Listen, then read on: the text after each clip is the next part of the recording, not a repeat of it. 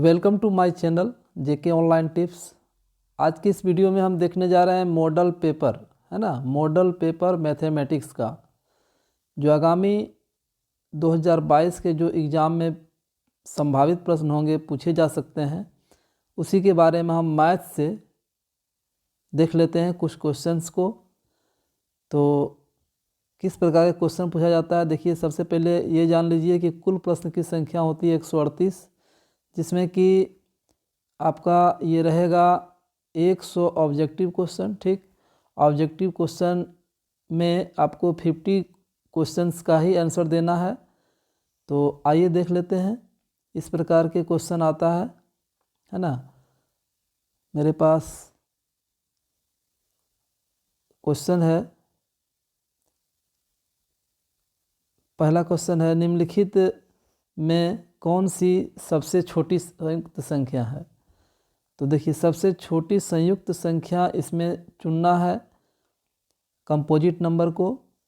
तो एक तो सबसे पहले जान लीजिए कि कंपोजिट नंबर होता क्या है। तो कंपोजिट नंबर वो संख्या होता है जिसका फैक्टर 1 और अपने को छोड़कर कोई और हो, यानी कि एक तो सभी पहाड़ा में आता है ना।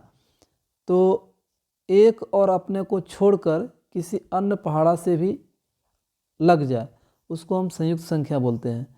तो इसमें करेक्ट आंसर हो जाएगा मेरे पास ऑप्शन डी है दिया हुआ 4, यही करेक्ट आंसर होगा। ठीक, अगला क्वेश्चन देख लेते हैं। पाई है, पाई क्या है, एक अपरिमेय संख्या है, इरेशनल नंबर है या रेशनल नंबर है, परिमेय संख्या है या पूर्णांक है, इंटीजर है।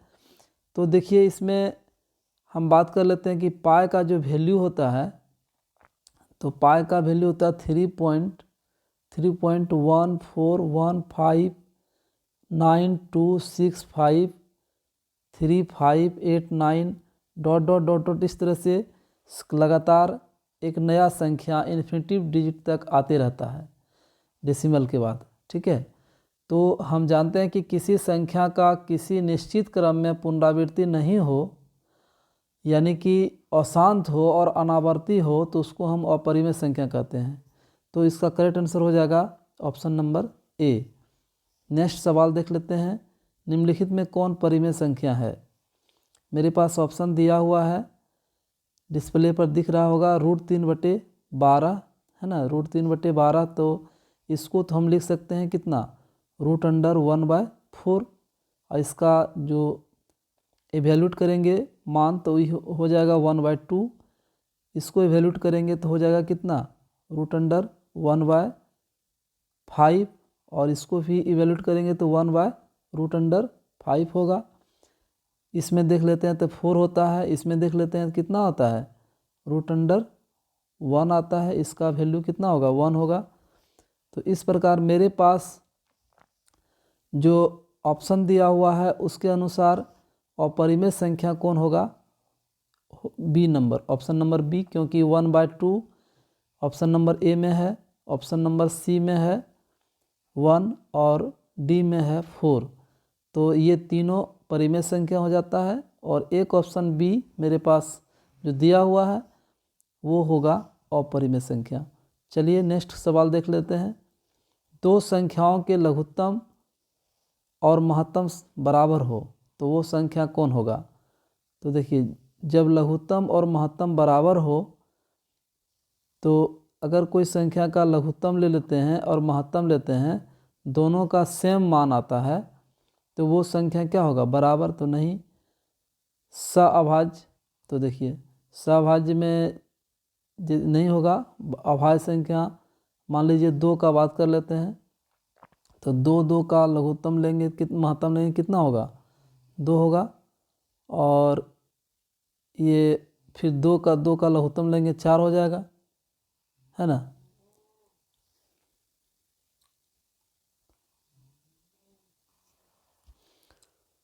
तो देखिए इसमें हो जाएगा आपका बराबर, है ना। 2 का महत्तम लेंगे तब भी 2 आएगा, और लघुत्तम लेंगे तब भी 2 आएगा। इसका मतलब है कि वो संख्या बराबर का होगा, है ना। चलिए नेक्स्ट सवाल देख लेते हैं। यह है 0.29 पर रेकरिंग है, तो इसका हल निकालेंगे तो कितना होगा 29/100 माइनस कितना 10⁻0।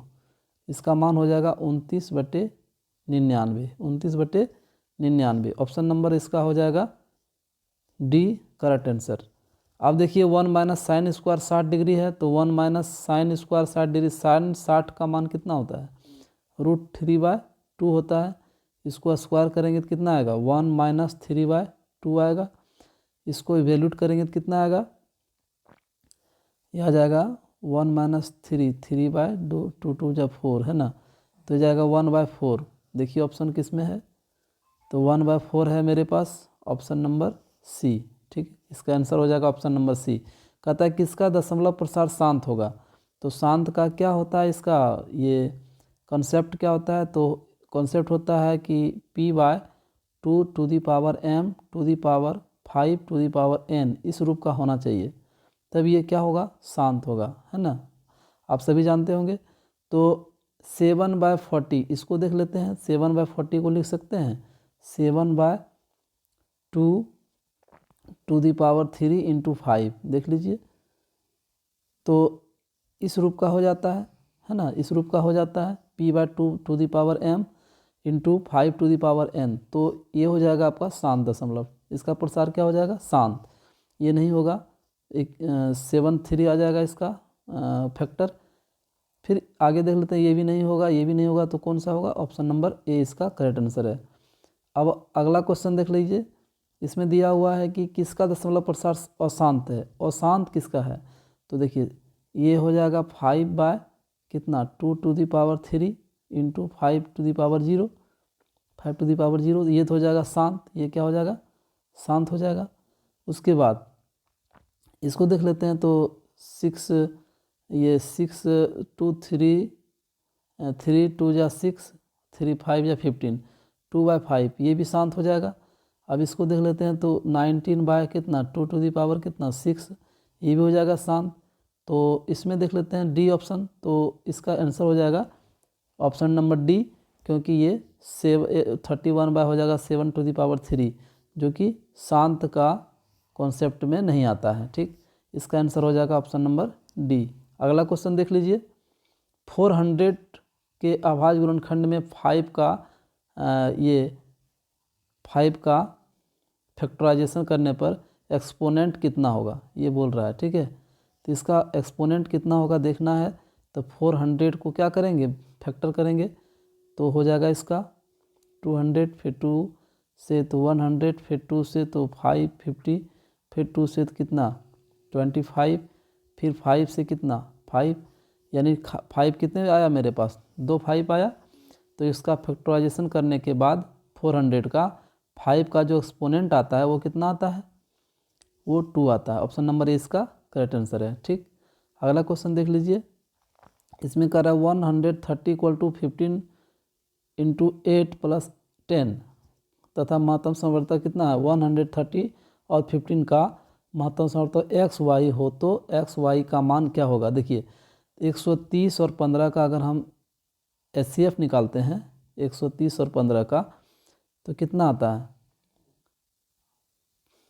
15 20 से, है ना, यानी 0 1 फिर 15 देंगे, फिर कितना होगा 1 10, फिर होगा 5, फिर होगा 10, तो इसका आ जाएगा HCF 5। HCF कितना आ गया 5। HCF अगर 5 आया तो कौन ऐसा अंक है दो पेयर में जिसका HCF 5 है, तो ऑप्शन नंबर ए इसका करेक्ट आंसर होगा, क्योंकि 10 और 15 का HCF कितना हो जाएगा 5 हो जाएगा। ठीक, चलिए नेक्स्ट क्वेश्चन देख लीजिए, 100 का रहा है √125 का फैक्टराइज रेशनलाइज करेंगे, तो रेशनलाइज करने के लिए हमको क्या करना पड़ेगा, तो सबसे पहले हम देख लेते हैं कि √125 दिया हुआ है, तो इसको हम लिख सकते हैं 5 × 5 × 5 लिख सकते हैं, इसको लिख सकते हैं 5 √5। अब हम इसमें क्या चीज़ से गुना करें जो कि ये रेशनल नंबर बन जाए, तो 5 √5 में अगर √5 से हम गुना कर दें तो ये आ जाएगा हमारे पास रेशनल नंबर के रूप में, है ना, तो ऑप्शन नंबर सी इसका करेक्ट आंसर होगा। √5 से अगर गुना कर देंगे √125 में, तो ये एक परिमेयकारी गुण यानी परिमेय संख्या बन जाएगी। अगला क्वेश्चन देख लीजिए। इसमें कह रहा है कि कौन सा युग्म सअभाज्य, सअभाज्य चुनना है। तो देखिए हम जानते हैं कि सअभाज्य उसको कहते हैं जिसमें कि हम एक से और अपने से छोड़कर, एक और अपने को छोड़कर किसी और संख्या से विभाजित नहीं हो, यानी कि HCF उसका एक आता हो। HCF सिंपल में HCF उसका कितना आता हो, एक आता हो। तो देखिए 9 और 16 को अगर हम HCF करते हैं तो देख लेते हैं कितना आता है। 9 1 जा 9, 6 9 6, इसका आ जाएगा 3 6, 3 2 जा 6। HCF एक नहीं आया मेरे पास। 9 और 16 का HCF थोड़ा सा गलती हो गया, एक बार और देख लेते हैं। 9 और 16 है ना, तो एक बार में 9 7 बचेगा, 9 फिर 1 7 2 7 3 6 1 2 1 2 है ना। इसका मतलब HCF कितना आ गया, 1 आ गया। तो मेरा option number A correct answer हो जाएगा, क्योंकि इसका HCF 9 और 16 का HCF कितना आ गया, 1 आ गया। इसके कारण यह युग्म क्या है, सहअभाज्य है। ठीक है, यह युग्म क्या है, कोप्राइम है। ठीक, अगला है रैखिक बहुपद में शून्यकों की संख्या क्या होती है। तो देखिए रैखिक बहुपद का जो फॉर्म होता है वो होता है AX + B का। ठीक, जिसमें कि x क्या है, अचर राशि है। तो एक x है अचर राशि, इसलिए शून्यकों की संख्या भी कितनी होगी, एक होगी। ठीक, देख लीजिए। उसके बाद कह रहा है क्या, बहुपद x - 1 का शून्यक है। तो बहुपद x - 1 का शून्य क्या हो जाएगा, इसको 0 देख लेते हैं। x बराबर कितना हो जाएगा, 1। तो इस मेरे पास करेक्ट आंसर दिया हुआ है 1। ऑप्शन नंबर ए इसका करेक्ट आंसर होगा। ठीक, ऑप्शन ए। अगला किसी द्विघात बहुपद के शून्यक दिया हुआ है -4 और 7। तो द्विघात बहुपद क्या होगा, तो शून्यक दिया हुआ, तो यानी कि अल्फा दिया हुआ है मेरे पास कितना, -4, और बीटा दिया हुआ है कितना, 7।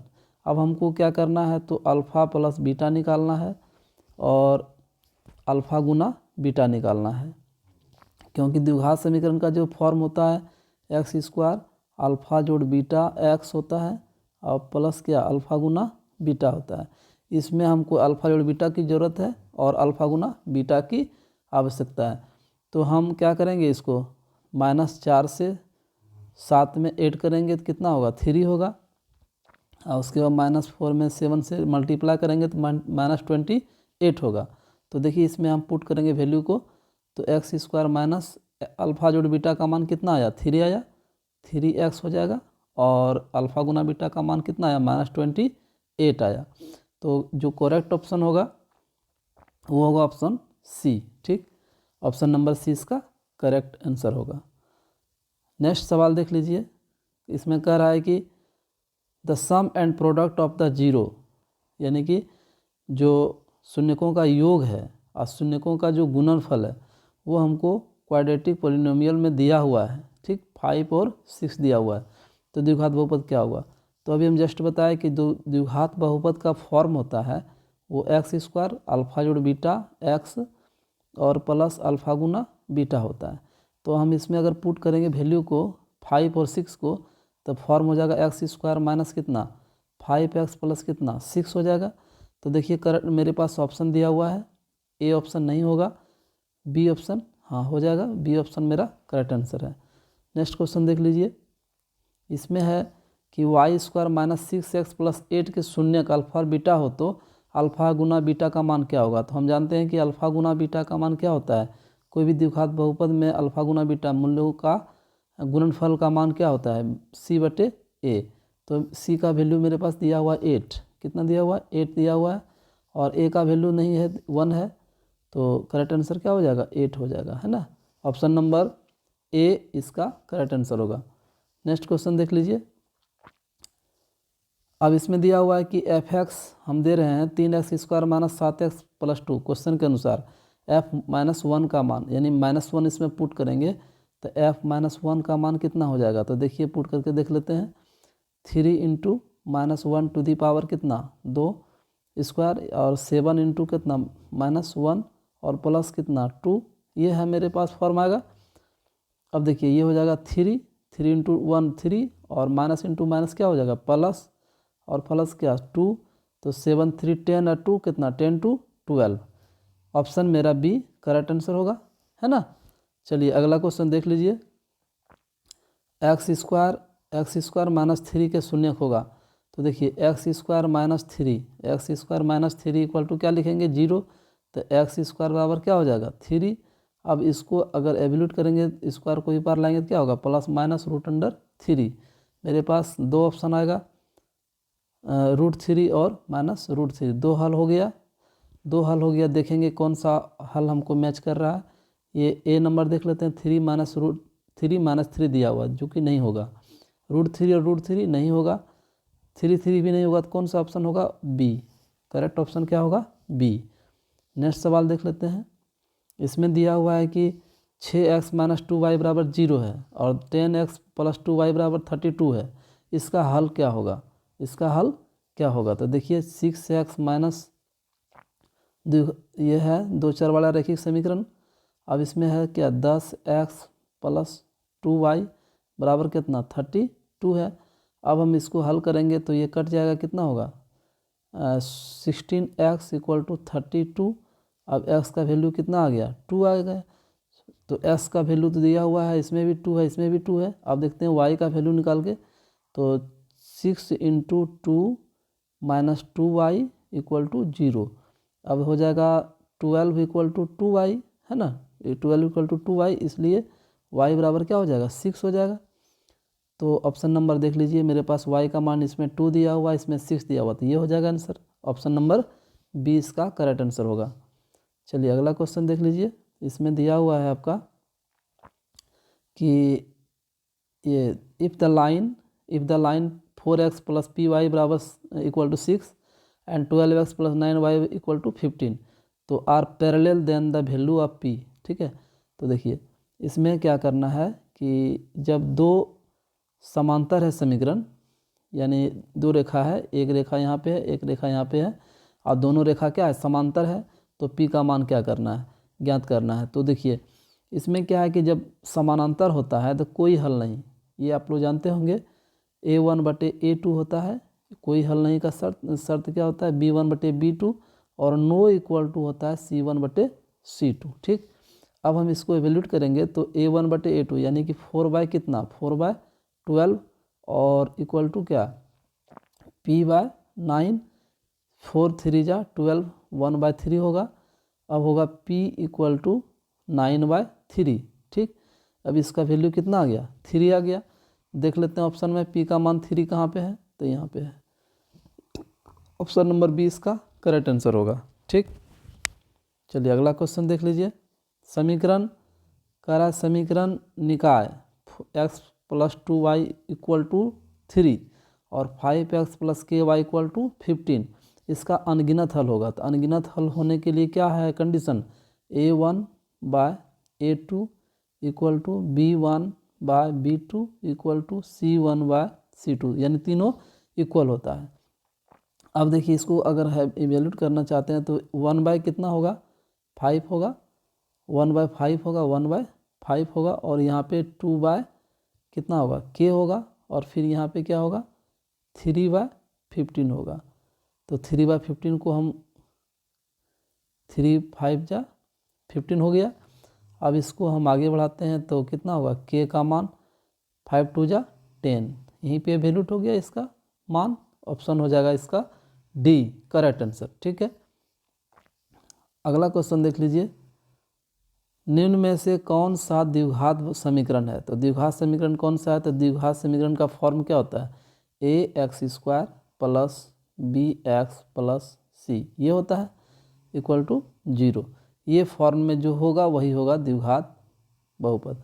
तो देखिए इसमें देख लेते हैं, ये अगर आगे बढ़ाते हैं हम इसको तो क्या हो जाएगा x, ये हो जाएगा x² - 4, और इधर क्या है x² - 4x⁴, तो देखिए ये और ये कैंसिल आउट होगा, तो स्क्वायर है ही नहीं, तो ये ऑप्शन तो मेरा नहीं हो पाएगा। ऑप्शन ए, बी का बात कर लेते हैं, तो हो जाएगा x square plus 4x plus 4 equal to 3x plus 12।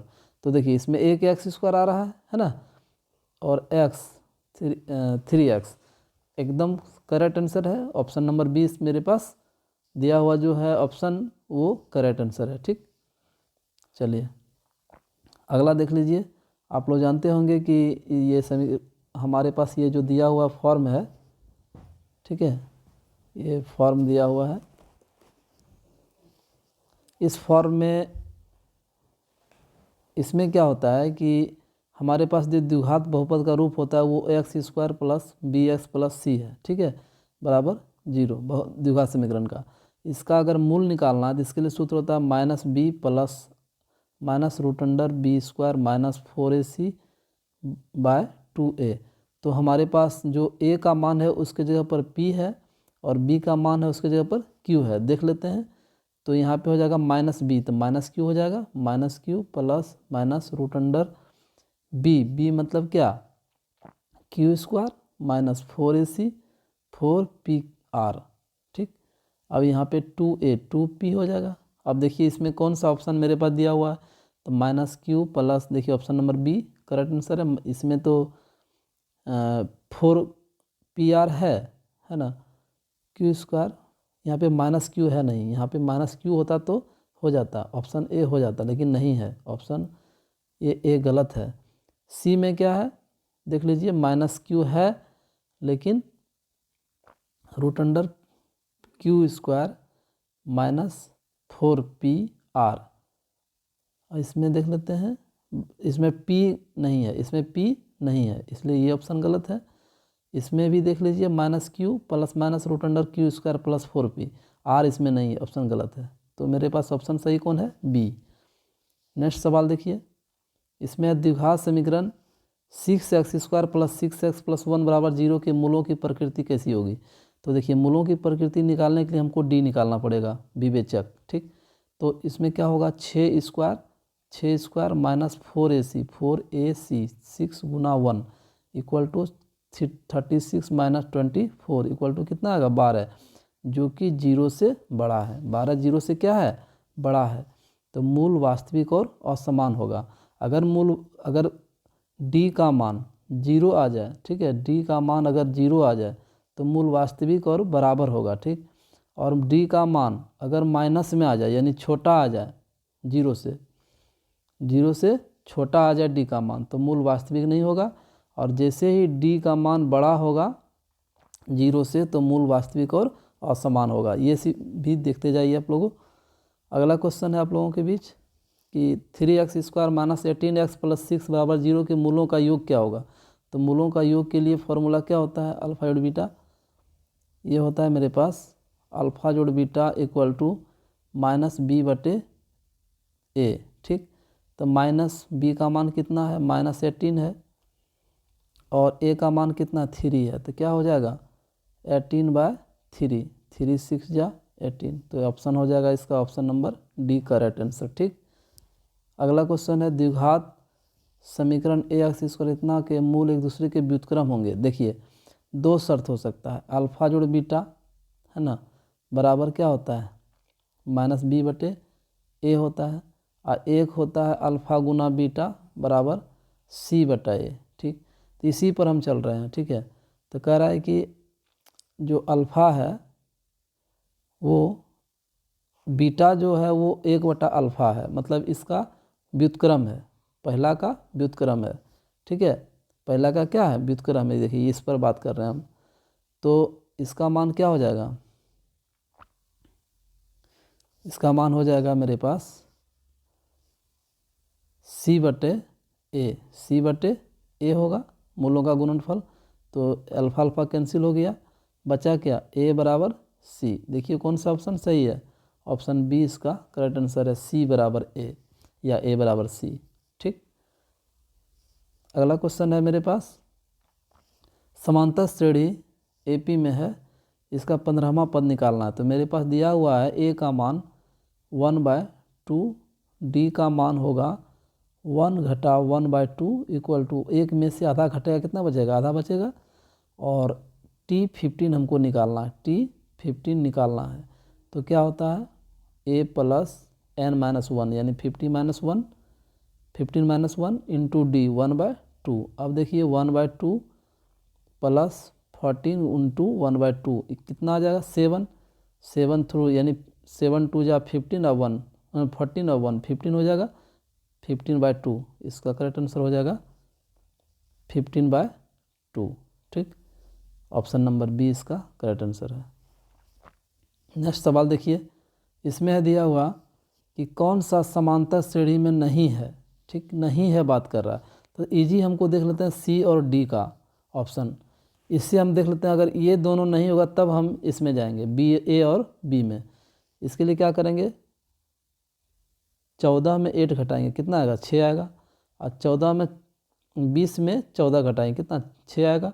26 में 20 घटाएंगे, कितना 6 आएगा। ये एपी में है, एपी में है। ठीक, इसको देख लेते हैं। 10 में 4 घटाएंगे, कितना आएगा 6। 15 में 10 घटाएंगे, कितना आएगा 5।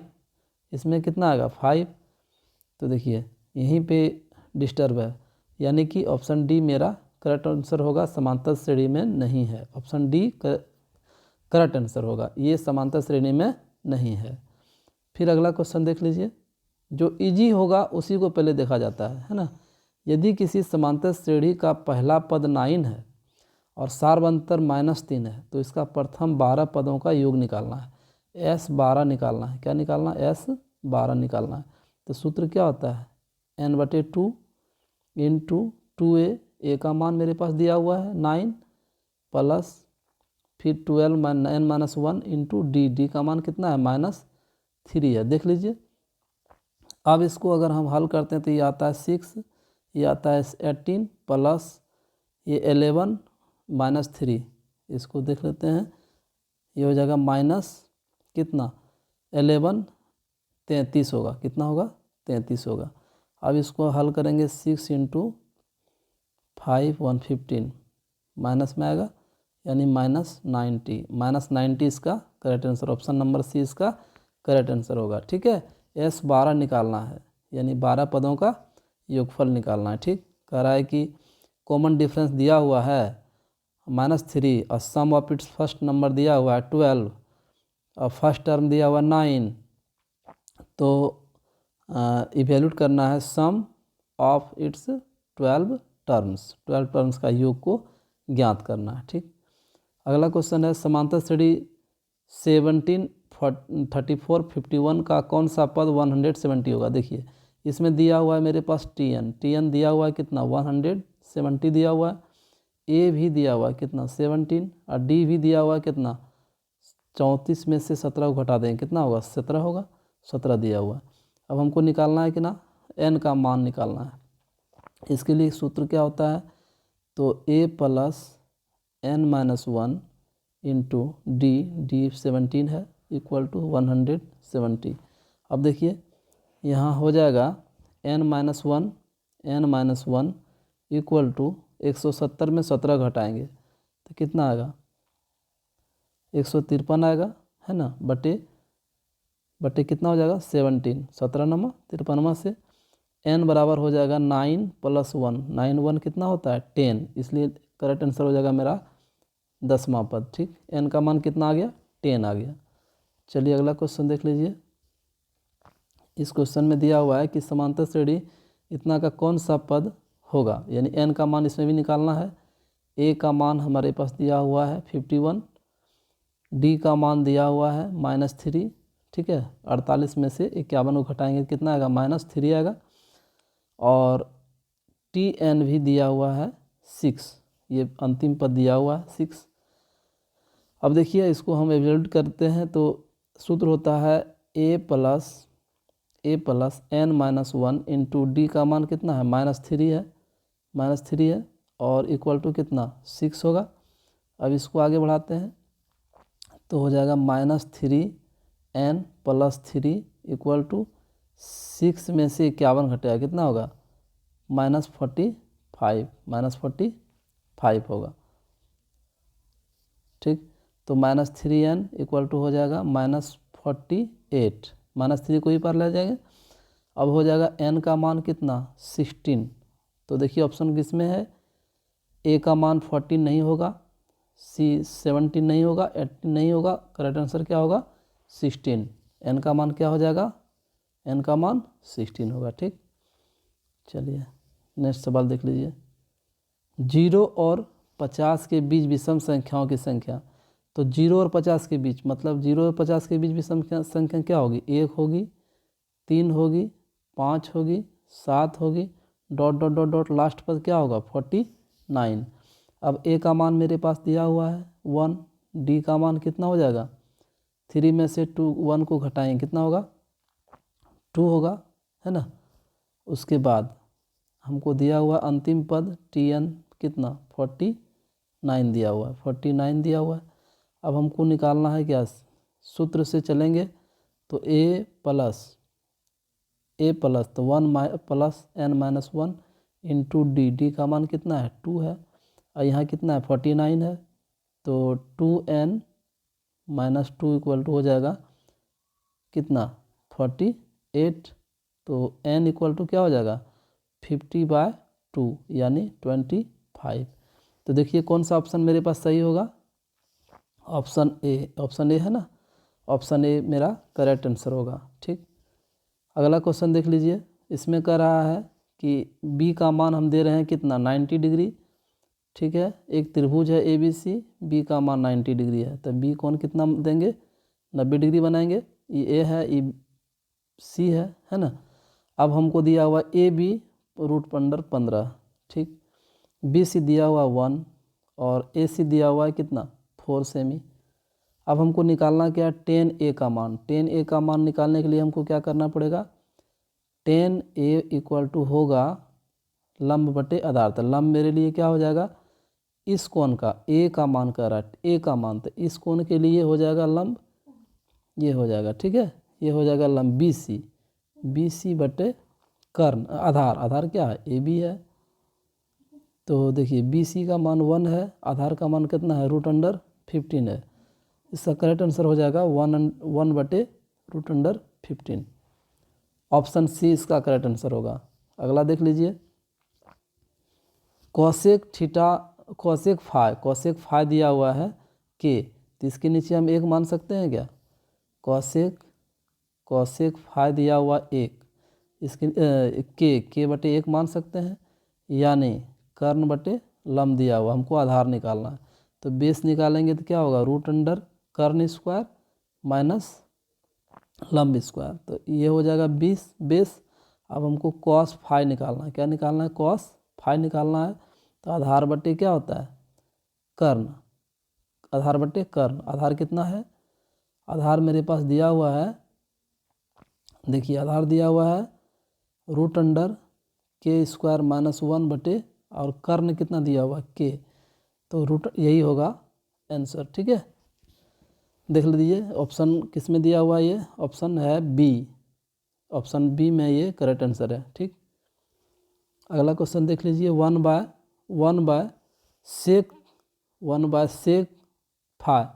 तो देखिए इसके लिए वह हम जानते हैं कि कॉस फाई का उल्टा होता है सेक फाई, और सेक फाई का उल्टा क्या हो जाएगा कॉस फाई। ठीक, तो और ये साइन फाई का उल्टा मान लो, साइन फाई का क्या होता है कॉसेक फाई, और टेन का क्या होता है टेन फाई का कॉट फाई। इस आधार पर हम देख लेते हैं कौन सा ऑप्शन होगा कॉस फाई। 1/sec फाई बराबर क्या होगा 1/sec phi equal to cos phi. ठीक है, ये ऑप्शन बी इसका करेक्ट आंसर है।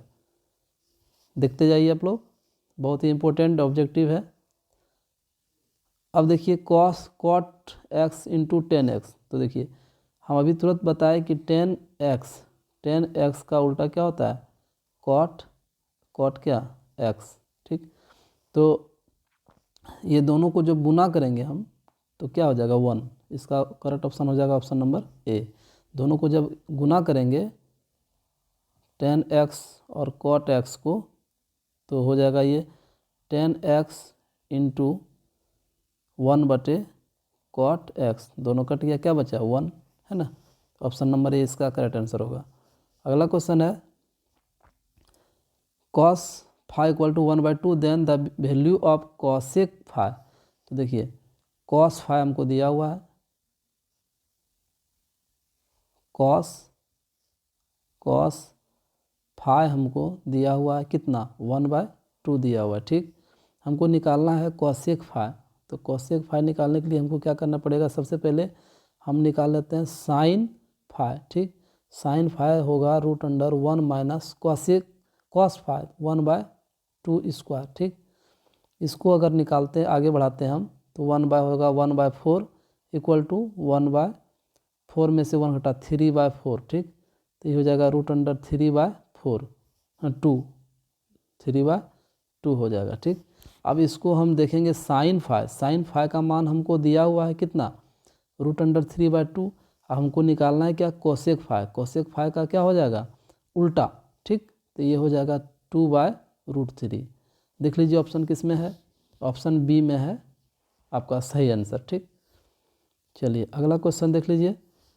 फाइव इक्वल टू दिया हुआ 45 डिग्री, तो सेक कितना, सेक 45 डिग्री पर चलेंगे, सेक 45 डिग्री पर चलेंगे, है ना, 45 और कॉसेक 45, ठीक, 45। अब देखिए सेक 5 होता है कॉस का उल्टा, तो कॉस 45 का होता है √1/√2, तो इसका क्या हो जाएगा सिर्फ √2। और कॉसेक 45 का क्या होता है, कॉसेक 45 का होता है ये भी √2 होगा, 1/√2 होता है साइन 45 का। तो दोनों को गुना जोड़ेंगे तो क्या होगा 2√2, क्या हो जाएगा 2√2। ऑप्शन नंबर डी इसका करेक्ट आंसर है, ठीक। 40 नंबर का आंसर देख लेते हैं, √3 10a देख लेते हैं। तो √3 10a इक्वल टू हम लिख सकते हैं 3, तो 10a इक्वल टू हो जाएगा 3/√3। इसको हम हर परिमेयकरण करेंगे तो क्या हो जाएगा, हर परिमेयकरण करेंगे तो √3 3 3 कट गया, क्या बचा √3। अब √3 किस में होता है, 10 कितना का मान √3 होता है, तो 10 60 का, कितना का 10 60 का होता है, 10 60 का होता है √3, ठीक। तो आपका ऑप्शन कौन सा सही होगा, option B, option B correct answer होगा, ठीक। आगे देख लीजिए क्वेश्चन नंबर 41 में है कि सेक 35, तो सेक 35 को लिख सकते हैं 90 घटाओ कितना 55, लिख सकते हैं आराम से 90 घटा 55। अब बटे कितना है कॉसेक 55, ठीक। इस पर क्या है तो होल स्क्वायर है। अब हम सेक 90 माइनस 45 को लिख सकते हैं कॉसेक कितना 55, ठीक है। और इसको लिख सकते हैं कॉसेक 55 को कॉसेक 55 लिख सकते हैं आराम से। अब इस पर क्या है तो स्क्वायर है, ये दोनों कैंसिल आउट हो गया, क्या बचा 1 स्क्वायर, और 1 गुना 1 कितना होता है तो 1 होता है, ठीक है। करेक्ट आंसर क्या हो जाएगा ऑप्शन नंबर सी, देख लीजिए ऑप्शन नंबर सी इसका करेक्ट आंसर होगा। अगला क्वेश्चन है किसका मान सबसे अधिक होता है, ठीक है। तो देखिए cos 45 का मान कितना होता है 1/√2, cos 45 का मान क्या होता है 1/√2, और साइन 0 का मान क्या होता है 0 होता है। cot 45 का मान क्या होगा तो cos 45 का बटे ये हो जाएगा cot 45 का हो जाएगा 1/√2 बटे 1/√2, तो क्या हो जाएगा कैंसिल आउट होके ये होगा 1, इसका 1 हो जाएगा, इसका क्या होगा 1/√2, और इसका क्या हुआ था 0, और इसका क्या होता है cos 60 का √1/2, ठीक। अब देखिए सबसे बड़ा मान कौन है तो 1 है, सबसे बड़ा मान इसमें कौन है 1 है, इसलिए करेक्ट आंसर हो जाएगा ऑप्शन नंबर सी, देख लीजिए।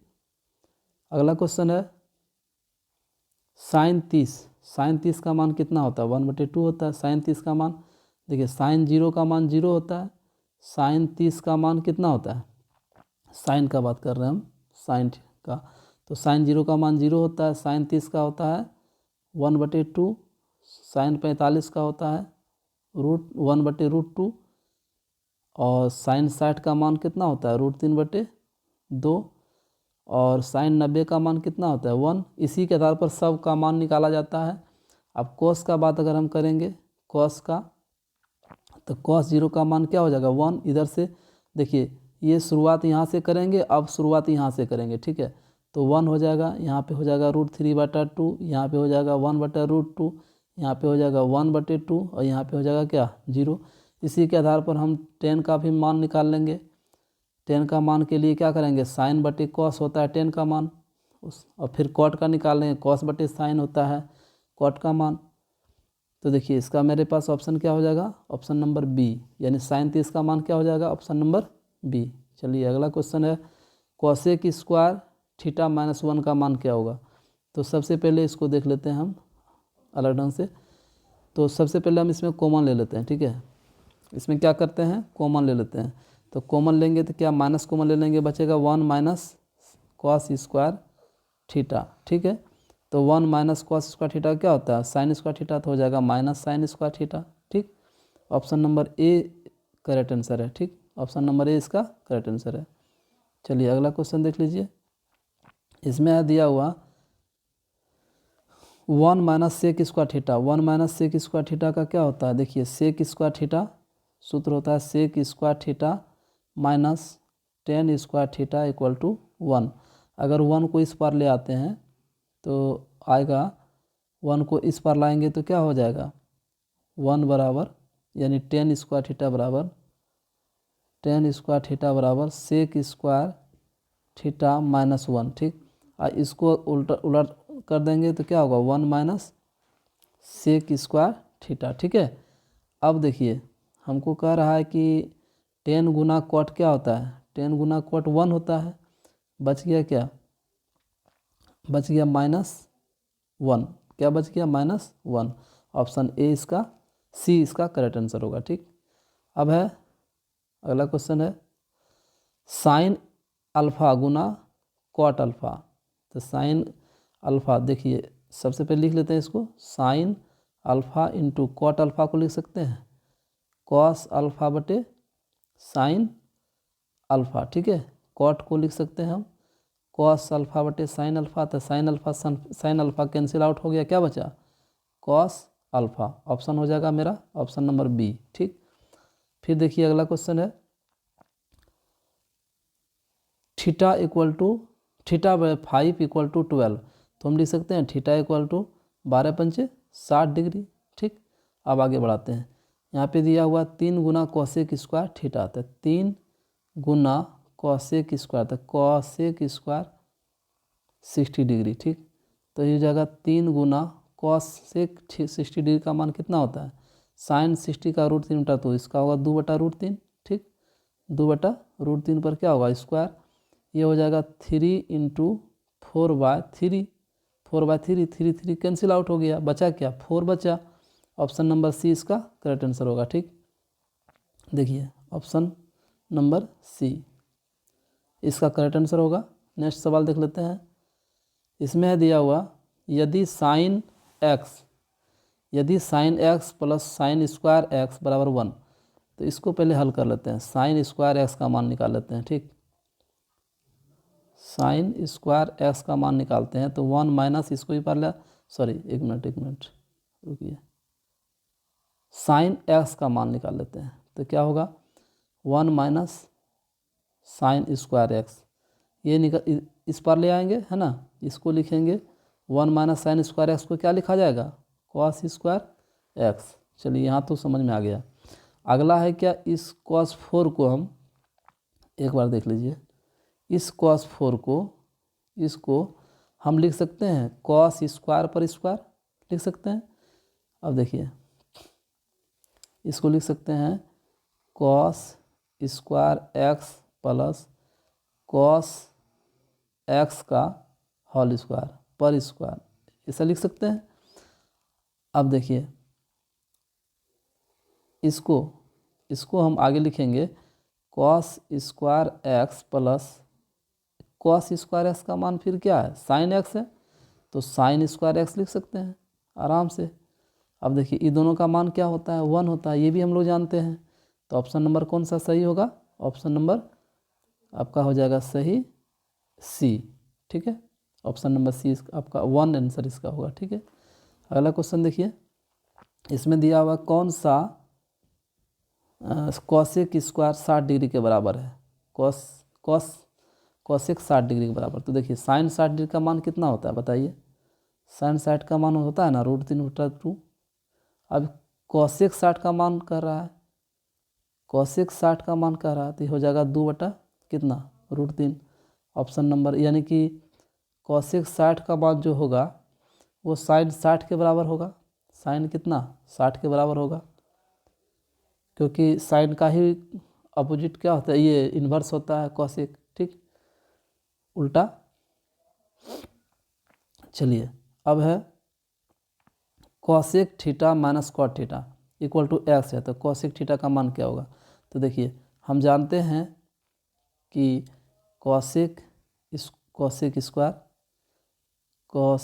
Square theta minus cot square theta equal to होता है क्या, 1 होता है, इक्वल टू क्या होता है 1 होता है। इसको 2 बार हम लिख सकते हैं ना, cosec theta into cosec theta और प्लस कॉट थीटा, फिर इसको लिख सकते हैं कॉसेक थीटा माइनस, इसको लिख सकते हैं, देखिए एक बार प्लस में लिख सकते हैं, एक बार माइनस में लिख सकते हैं, cosec theta plus cot theta into cosec theta minus cot theta बराबर 1 होता है, ये हम जानते हैं सूत्र से। अब माइनस का मान कितना दिया हुआ, एक्स दिया हुआ है, तो cosec theta plus cot theta का मान दे सकते हैं 1 कितना एक्स। ठीक है, इसका मान प्लस वाला का 1/x होगा, आप दोनों को हल करेंगे। यहाँ पे है cosec theta minus cot theta equal to x है, यहाँ पे है cosec theta plus cot theta equal to 1 है। इसको हम हल करेंगे तो क्या हो जाएगा, 2 कॉसेक थीटा इक्वल टू क्या हो जाएगा x + 1। तो कॉसेक थीटा बराबर क्या हो जाएगा x + 1/2। इतना समझ में आ गया, x + 1/2 आ गया। अब देखिए यहाँ पे हमको दिया हुआ है कॉसेक थीटा का मान निकालना है, तो 2 कॉसेक थीटा ये हो जाएगा आपका, ये हो जाएगा स्क्वायर करने पर, स्क्वायर किए थे ना, तो ये हो जाएगा x स्क्वायर + 1/2, x स्क्वायर + 1/2।